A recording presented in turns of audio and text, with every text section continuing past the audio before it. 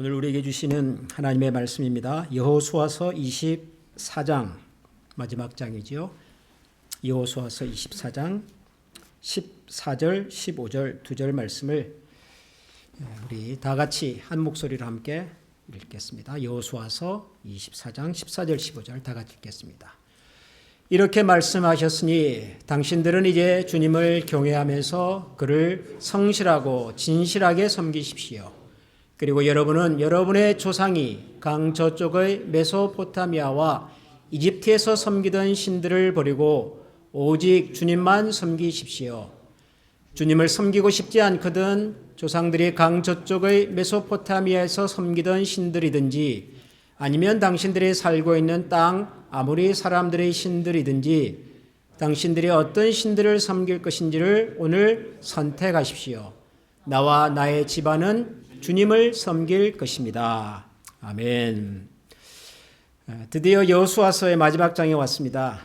2023년을 시작하면서 우리가 새해 표요도 이 산지를 우리에게 주십시오라고 했던 갈렙의 그 외침을 가지고서 한 해를 시작을 했고 또 그러면서 2023년에 첫 4분기라고 해야 될까요? 첫 계절을 여호수아서 말씀과 함께 매주 묵상하였습니다. 오늘은 바로 그 여호수아서의 마지막 장 24장의 말씀을 함께 생각해 보려고 합니다. 미국의 역대 대통령들의 연설 중에서 가장 유명한 전설은 1864년 링컨 대통령이 게티스버그라고 하는 곳에서 했던 게티스버그 연설입니다. 아마 여러분들이 한국에서도 이 문장 하나 정도는 들어보셨을 것 같은데요. The government of the people, by the people, for the people shall not perish from the earth. 다른 거는 몰라도 of the people, by the people, for the people 이 문장은 아마 여러분들이 중학교 영어 시간에도 들어보셨을 직한 미국이란 나라가 어떤 나라인가? 미국이란 나라의 정체성을 보여주는 가장 유명한 연설입니다. 그래서 지금도 많은 사람들이 인용을 하고 있고 있는 가장 유명한 미국 역대 대통령의 연설입니다. 이 연설 못지않게 또 미국에서 아주 유명한 연설이 하나 더 있죠. I have dream. 저는 이 I have dream이라고 하는 연설을 한국에서는 그냥 제목만 듣고 알았다가 이제 미국에 건너와서 제가 미국에 사는 사람이니까 연설의 내용을 하나 좀 차분하게 들여다본 적이 있는데 정말 명연설이더라고요. 특히 이 부분이 대표적이죠. I have dreamed that one day on the red hill of Georgia, the sons of former slaves and the sons of former slave owners will be able to sit down together at the table of the brotherhood. 언젠가는 저 조지아의 붉은 언덕 위에서 한때 노예였던 사람들의 자녀들과 한때 노예 주인이었던 사람들의 자녀들이 같이 테이블에 마주 앉아서 우리가 형제다, 우리가 자매다라고 하는 그런 이야기를 나눌 수 있는 날이 올 거라고 저는 꿈꿉니다. 참 감동적인, 정말 감동적인 연설이고 지금도 많은 사람들에게 영감을 불러일으키는 연설입니다. 언젠가 제가 플로리다를 이렇게 도시를 지나가다가요, 길거리에서 익숙한 연설의 내용이 막 나오는 거예요. 영어를 잘 모르는 제기에 쏙쏙 들어오는. 알고 봤더니 바로 이 마틴 루터 킹 주니어 연설을 거리에서 틀어놨더라고요. 그만큼 지금도 이 연설은 많은 미국 사람들에게 영감과 도전을 주는 그런 연설입니다. 그런데 이 두 연설은 링컨 대통령의 연설과 루터 킹 목사님의 두 연설은 연설 못지않게 유명한 것이 있습니다. 연설 못지않게 중요한 것이 있습니다. 그것은 이 연설을 했던 장소입니다. 링컨 대통령의 연설은 남북전쟁이 한창일 때 지금의 펜실베니아 게티스버그라고 하는 곳에서 그 당시 남부군과 북부군 15만 명이 맞붙어서 전쟁을 치루었던 장소입니다. 거기서 전체 참전했던 군인의 절반 가까이가 전사를 합니다. 7만 5천 명이. 기록에 의하면 그때 게티스버그 벌판에는 전사한 군인들의 그 시체가 온 사방을 뒤덮고 있었다. 끔찍한 전쟁의 현장입니다. 그리고 그 전쟁이 끝나고 난 뒤 넉 달 만에 링컨은 바로 그 자리에서 수많은 미국의 군인들이 희생했던 그 흔적 위에서 앞으로 그들이 목숨을 바쳐가면서 세우기를 원했던 미국이라고 하는 나라는 이런 나라가 될 것입니다. 라고 연설을 한 겁니다. That the government of the people, by the people, for the people shall not perish on the earth. 어떤 경우에도 그런 나라는 이 땅에서 사라지지 않을 거라고. 그래서 우리는 이 링컨 대통령의 연설을 게티스버그 연설이라고 부릅니다. 그 장소를 떠올리면서. 마틴 루터 킹 주니어 목사님의 이 연설은 바로 그 게티스버그 연설이 있은 지 100년 후에, 정확하게 100년 후에 1963년에 워싱턴 100년 전 미국의 미래를 선언하면서 꿈꾸었던 바로 그 사람의 동상 앞에서 한 연설입니다. 워싱턴에 있는 링컨 대통령의 기념관 앞에서 The March for the Freedom, 자유를 위한 행진을 하기에 앞서서 그 자리에 운집한 많은 시민들 앞에서 했던 연설이 바로 이 I have dream이라고 하는 연설입니다. 100년 전에 시작은 되었지만 아직도 끝나지 않은 그 미국의 꿈을 위해서 당시 34살의 젊은 목사였던 마틴 루터 킹 주니어가 바로 이 연설을 한 거죠. 가끔은 연설 내용 못지않게 그 연설을 한 장소가 중요할 때가 있습니다. 그래서 대통령이나 정치 지도자들이 뭔가 의미 있는 연설을 할 때는 장소를 많이 생각을 합니다. 국가에 대한 국민들의 애국심을 북돋우기 위해서는 대개 국립공원 같은 곳에서 연설을 하지요. 대한민국의 대통령은 최근에 서해 전몰 장병들을 기념하는 자리에서 국가를 위해서 연설을 합니다.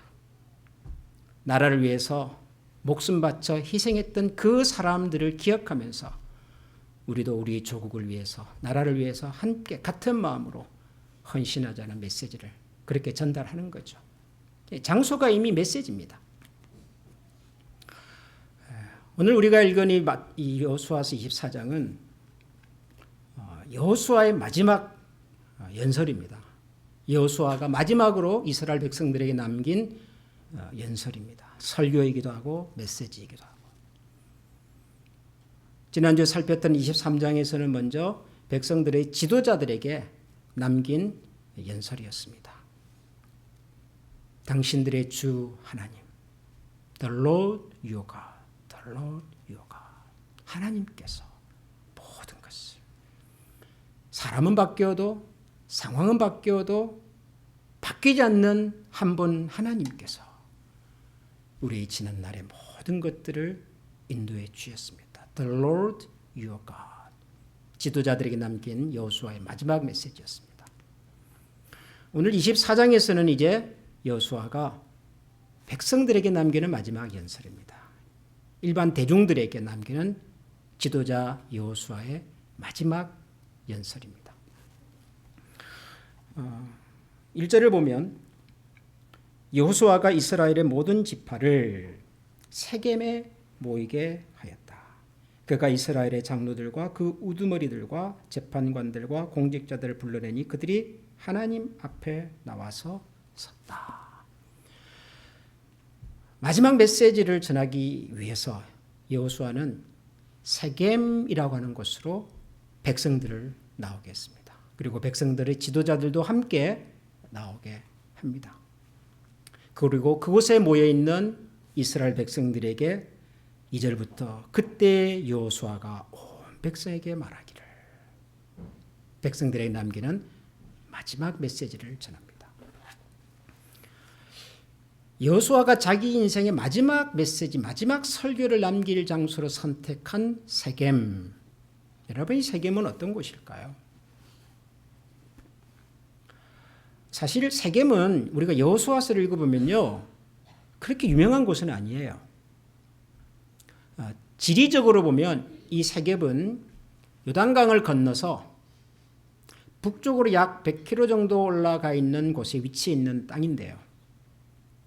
근데 이 세겜 주변에 유명한 산이 두 개가 있어요. 북쪽에 있는 산을 에발산이라고 부르고 남쪽에 있는 산을 그리심산이라고 부릅니다. 사실은 세겜이 중요했던 게 아니라 에발산과 그리심산이라고 하는 이 산이 중요했던 겁니다. 대한민국 서울이 대한민국의 수도가 된 첫 번째 사건은 이성계라고 하는 장군이 새로운 나라 조선을 만들면서 누군가의 조언을 받아가지고 여기가 앞으로 이 나라의 수도가 될 곳입니다 라고 얘기를 들었기 때문이지요. 그분 말에 의하면 이 땅은 사방이 산으로 둘러싸여 있어 남쪽으로는 강이 흐르고 그래서 평야가 있고 한 나라의 수도가 되기에 아주 적합한 땅입니다 라고 불렀던 거죠. 중요한 것은 산으로 막혀 있었던 거죠. 그래서 우리들이 아는 것처럼 그곳에 오랫동안 대통령이 관저로 사용했던 청와대가 있었고 그랬죠. 북악산, 북한산, 동산 이런 산들이. 어쩌면 산이 중요했을지도 모르죠. 세겜의 땅을 남과 북으로 둘러싸고 있는 이 두 산은 굉장히 중요한 산이었습니다. 왜 중요했냐 그러면 이 그리심산, 에발산이라고 하는 산이 성경에 처음 등장한 것은 신명기에 나오는 모세 이야기에서부터입니다. 모세가 이제 요단강을 건너가기 전에 모압 평지에서 역시 마지막 모세가 백성들의 얘기를 할 때 당신들이 저 요단강을 건너 가나안에 들어가거든 에발산과 그리심산이 있는 곳에 서서 하나님 앞에서 이런 약속을 하십시오 라고 했던 이야기가 있습니다. 그게 신명기 11장에 나오는 이야기입니다. 거기 보면 보십시오. 내가 오늘 당신들 앞에 복과 저주를 내놓습니다. 오늘 내가 당신들에게 명하는 주 당신들의 하나님의 명령을 귀담아 듣는 사람은 복을 받을 것이며 주 당신들의 하나님의 명령을 귀담아 듣지 않고 오늘 내가 당신들에게 명한 그 길을 떠나 당신들이 알지 못하는 다른 신들을 따르는 사람은 저주를 받을 것입니다. 주 당신들의 하나님이 당신들이 들어가서 차지할 땅으로 당신들을 인도하여 들이실 때에 당신들은 그리심산에서는 축복을 선포하고 에발산에서는 저주를 선포하십시오. 이 두 산은 요단강 서쪽에 있습니다. 모래 상수리 나무 곁 길갈 맞은쪽 요단강에서 서쪽으로 얼마만큼 들어간 곳에 있고 요단 계곡 아라바에 살던 가나안 사람들의 영토에 속합니다. 모세가 요단강을 건너 가나안에 들어가 보기도 전에 벌써 당신들의 그 땅에 들어가거든. 그리고 정착할 때가 되거든. 에발산과 그리심산이 있는 곳에 가서 하나님의 복과 저주에 대한 말씀을 선포하십시오 라고 했던 장소입니다. 지도자 모세가 했던 그 하나님의 축복과 저주가 선포되어야 된 장소로 지금 여호수아가 이스라엘 백성들을 다시 불러 모은 겁니다. 그리고 그 잔에서 역시 여호수아는 오래전 모세가 했던 바로 그 얘기를 한 겁니다.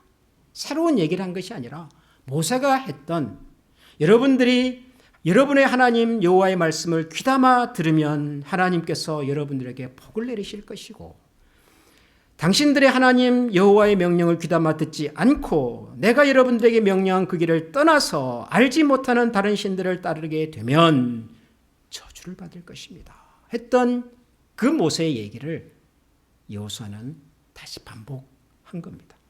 그게 오늘 우리가 읽은 14절과 15절입니다. 다시 한번 14절과 15절을 제가 읽어보겠습니다. 이렇게 말씀하셨으니 누가요? 하나님께서 모세를 통해서 당신들은 이제 주님을 경외하면서 그를 성실하고 진실하게 섬기십시오. 그리고 여러분은 여러분의 조상이 강 저쪽의 메소포타미아와 이집트에서 섬기던 신들을 버리고 오직 주님만 섬기십시오. 주님만 섬기십시오. 오직 하나님만 섬기십시오. 하나님의 말씀만 순종하십시오. 주님을 섬기고 싶지 않거든 조상들이 강 저쪽의 메소포타미아에서 섬기던 신들이든지 아니면 당신들이 살고 있는 땅 아모리 사람들의 신들이든지 당신들이 어떤 신들을 섬길 것인지를 오늘 선택하십시오. 나와 나의 집안은 주님을 섬길 것입니다. 모세가 했던 이야기를 두 문장으로 요약해서 얘기한 겁니다. 주님만 섬기십시오. 오직 주님만 섬기십시오. 여러분, 좀 어떻게 보면 좀 시시하죠?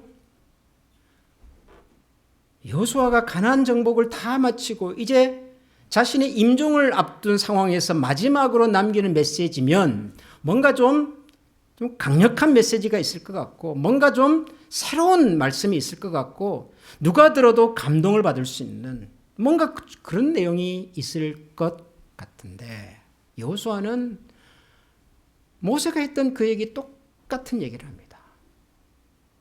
오직 여호와만 섬기십시오.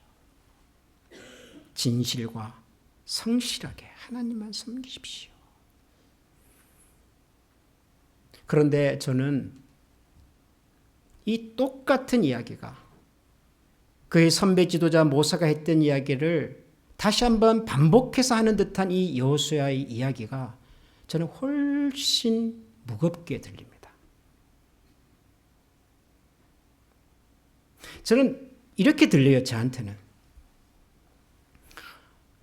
하나님께서는 좀 그래요.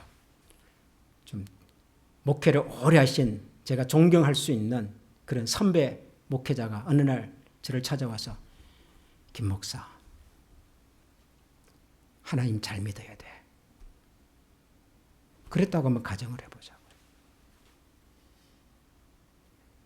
제가 존경하는 목회자 한 분이 저를 찾아와서 김 목사, 하나님 잘 믿어야 돼 라고 말을 할 때 여러분 그건 제가 하나님을 몰라서 하는 얘기일까요? 제가 하나님이 어떤 분인지를 모르고 제게 믿음이 없고 그래서 저보고 너 하나님을 잘 믿어야 돼 라고 말하는 걸까요? 제가 그래도 목사인데요. 제가 그래도 하나님의 말씀을 평생 전했던 목회자인데 지금도 하나님을 얘기하는 사람인데 그런 저에게 선배 목회자가 찾아와서 김 목사 하나님 잘 믿어야 돼 라고 말했다면 여러분 그 말은 무슨 뜻일까요? 제가 하나님을 몰라서 믿음이 없어서 성경을 몰라서가 아닐 겁니다. 진심으로 하나님을 믿어야 된다. 거짓 없이 하나님을 섬겨야 한다. 네가 목회자라고 하는 그런 지위를 이용해서 혹은 그런 사람들의 어떤 기대에 부응해서 힘들고 아쉽고 어려울 때 마지못해서 하나님을 믿는 척하는 그런 목사가 아니라 힘든 일이 없어도 아쉬운 것이 없어도 사람들이 네가 목회자라는 것을 존중을 해주든 안 해주든과 상관없이 너가 정말 목회자라면 하나님을 진심으로 섬겨야 한다. 여러분 그런 얘기 아니겠습니까? 그러니까 훨씬 무거운 얘기예요. 하나님을 모르는 사람에게 처음으로 예수 믿고 천국 갑시다라는 이야기하고는 무게가 다른. 그래서 저는 여호수아가 한 이 얘기가 훨씬 더 무겁게 들려요. 그가 가나안에 들어와서 경험했던 여리고성 전투 이야기를 하고 아이성 전투 얘기를 하고 그가 무찔던 수많은 적들에 대한 얘기를 하지 않아도 선배 지도자 모세가 했던 그 이야기를 그대로 전하는 이 여호수아의 이야기가 훨씬 무겁게 들려요. 여러분 우리가 신앙생활을 하면서 우리가 들어야 할 이야기가 새로운 얘기가 아니에요. 여러분들이 성경을 읽으면서 여러분들이 들어야 할 말씀은 뭔가 낯설고 새롭고 산뜻하고 뭔가 좀 감동 있고 여러분 그런 얘기가 아니에요. 성경이 처음부터 우리에게 하는 얘기는 딱 하나입니다. 주 너의 하나님을 사랑하라. 마음과 뜻과 정성을 다해서 주 너의 하나님을 사랑하라. 근데 그게 그렇게 어렵잖아요, 우리한테. 여전히 우리에게 미완의 숙제로 남아있는 것이 하나님에 대한 사랑이잖아요. 하나님에 대한 헌신이잖아요. 여러분, 우리는 제대로 하나님을 사랑하고 있습니까? 여러분, 제대로 헌신하는 사람입니까? 우리 사랑에는 그 동기가, 그 출발이 언제나 순수했고 정직했고 누구한테 꺼내놔도 부끄러움이 없는 그런 모습이었을까요? 아닐 거예요. 그래서 여호수아의 이야기가 가볍지가 않아요. 가볍지가.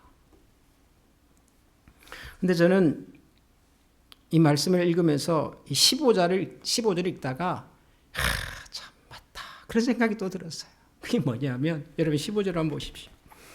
주님을 섬기고 싶지 않거든 조상들이 강 저쪽의 메소포타미아에서 섬기던 신들이든지 아니면 당신들이 살고 있는 땅 아모리 사람들의 신들이든지 당신들이 어떤 신들을 섬길 것인지를 오늘 선택하십시오.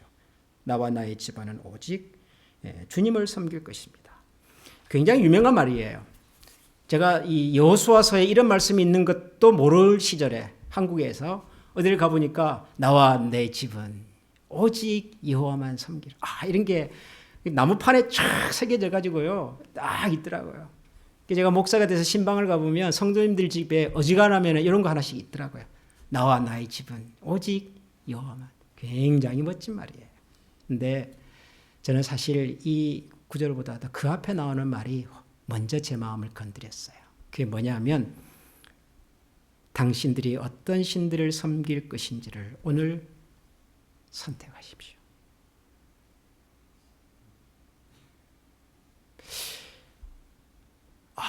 참 여러 가지 생각이 드는 얘기예요. 어떻게 보면 이거는 여호수아라는 지도자가 말하기에는 좀 부적절한 표현 같아요. 하나님의 백성을 이끌어가는 지도자의 입에서 나오기에는 좀 적절하지 않은 표현 같아요. 좀 어떻게 보면 그렇잖아요. 여러분들이 뭐 강 저쪽에서 올 때 그 메소포타미아에서 봤던 신들 섬기고 싶으면 그거 섬기고 강 건너와가지고 아모리 사람들이 섬기던 신들을 보고 이 신이 좋겠다고 생각해도 그 신들 섬기고 아무튼 여러분들이 섬기고 싶은 신을 여러분들이 섬기세요 라고 말하는 거잖아요. 이거 그렇게 들리잖아요. 굉장히 무책임한 말이잖아요. 그런데 여러분 이게 무책임한 말일까요? 정말 무책임한 말일까요? 저는 여호수아의 이 이야기를 읽는 순간 그런 생각이 들었어요. 맞다. 신앙이라고 하는 것이 이게 말로 되는 건가? 믿음이라고 하는 것이 이게 말로 되는 건가? 하나님을 섬깁시다. 하나님을 예배합시다. 진심과 성실함으로 하나님을 섬깁시다라는 이 신앙의 내용이 여러분 이게 말로 되는 겁니까? 말로 되는 것 같으면 못할 사람이 없죠. 우리가 이런 얘기를 얼마나 많이 들었는데요. 지금도 얼마나 많이 하고 있는데요. 말로 되는 것이라면 신앙이라고 하는 세계가 너무 쉽죠. 너무 쉬워.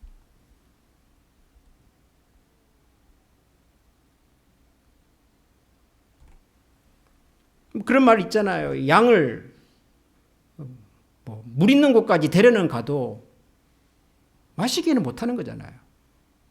물을 마실 건지 말 건지 누가 결정하지요? 그건 양이 결정하는 거예요.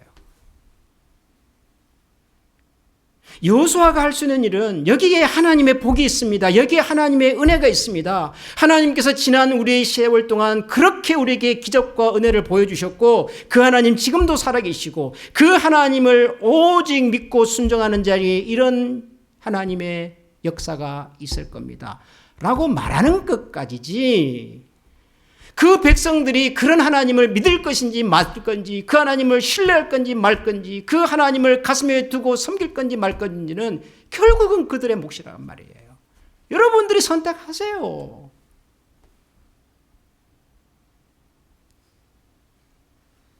결국 신앙은 내가 결정하는 거지요. 누가 대신 결정해 주는 게 아니에요. 목사인 제가 결정해 줄 수 있습니까? 장로님이 결정해 줄 수 있습니까? 권사님들이 결정해 줄 수 있습니까? 누가 결정할 수 있습니까? 부모가 결정할 수 있습니까? 아내가 결정할 수 있습니까? 아니에요. 결국은 내가 결정하는 거야, 내가.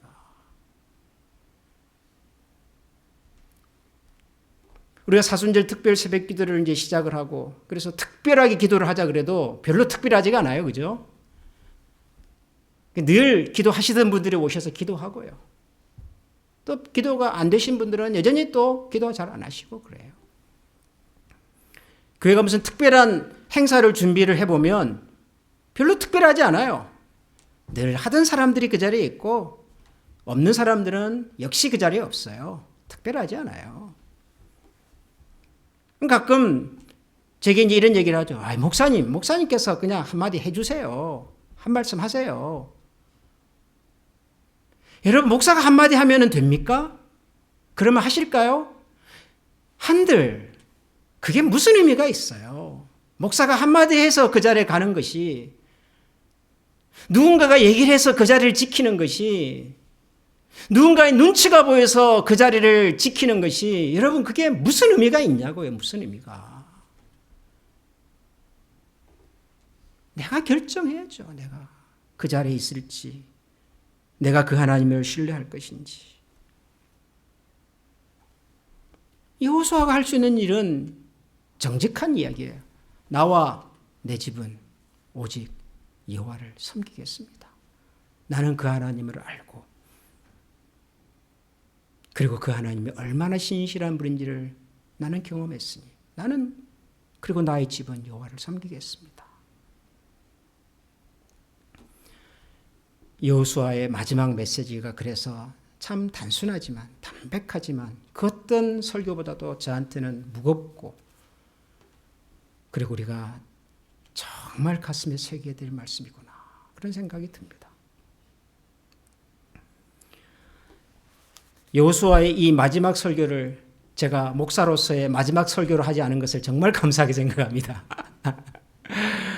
여전히 우리에게는 기회가 있고 여전히 우리에게는 달려가야 될 또 땅이 있어서 함께 가십시다. 함께 가십시다. 다만 여러분 억지로 가지는 맙시다.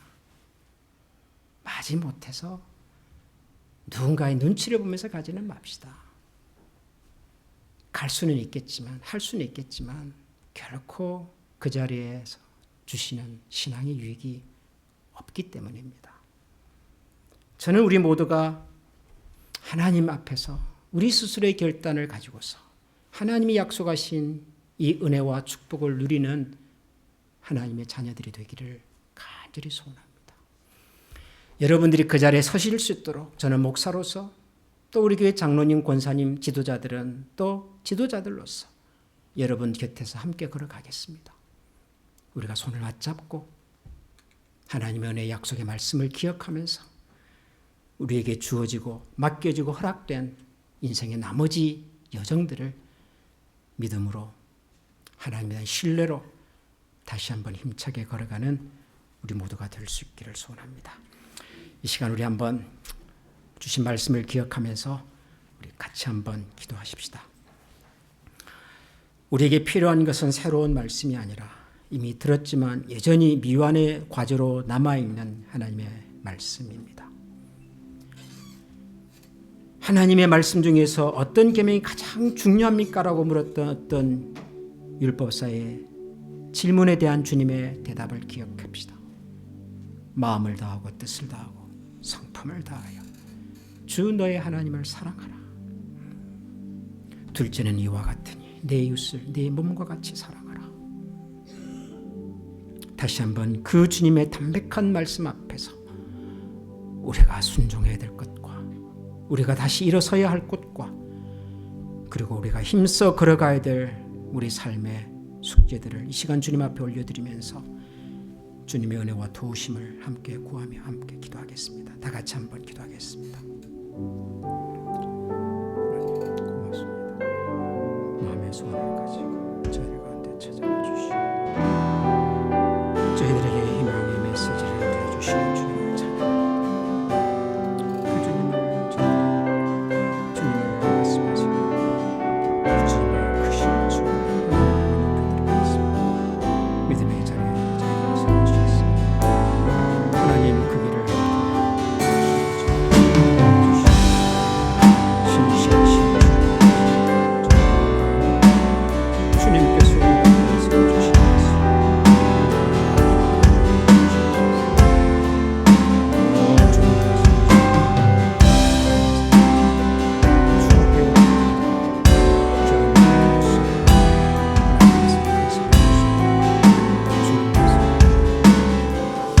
우리 주신 말씀을 기억하면서 같이 한번 찬양하겠습니다.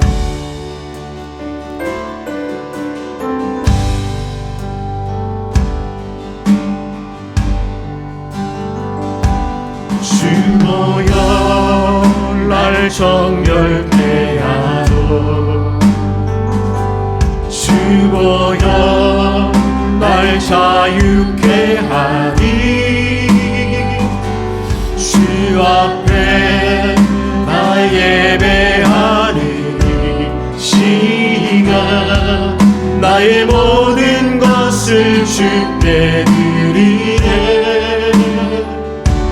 주께서 날 위해 씻기셨고 주의 발 날 위해 맡기셨으니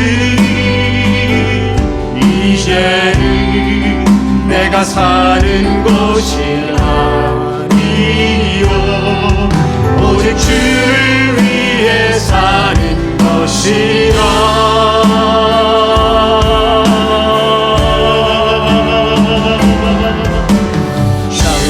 손에 나의 손을 포개고 또 주의 발에 나의 발을 포개어 나 주와 함께 죽고 또 주와 함께 살리라. 영원토록 주 위에 살리라.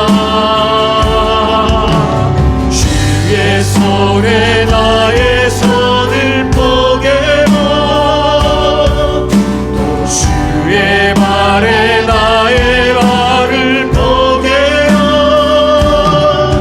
나 주와 함께 죽고 또 주와 함께 살리라.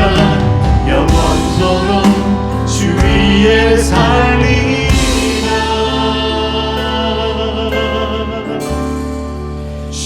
위에 살리라.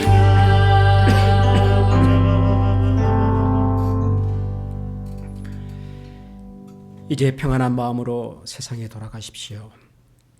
선한 일에 용기를 가지시며 악을 악으로 갚지 마십시오. 항상 연약한 자를 도우시며 병든 자를 찾아보시며 곤란당하는 이웃을 위로하시기 바랍니다. 모든 사람을 존중하시며 주님께 봉사하고 주님을 사랑하십시오. 모든 일을 믿음과 사랑으로 행하시며 어떤 일에도 소망을 포기하지 마시기 바랍니다. 거룩하신 성령님께 순종하여 기쁨과 감사의 생활을 해나가십시오. 우리 하나님 아버지는 여러분을 항상 도우실 것입니다. 주 예수 그리스도의 은혜와 하나님의 사랑과 성령의 교통하시는 종이 영원토록 함께 하시기를 축원하옵나이다. 아멘.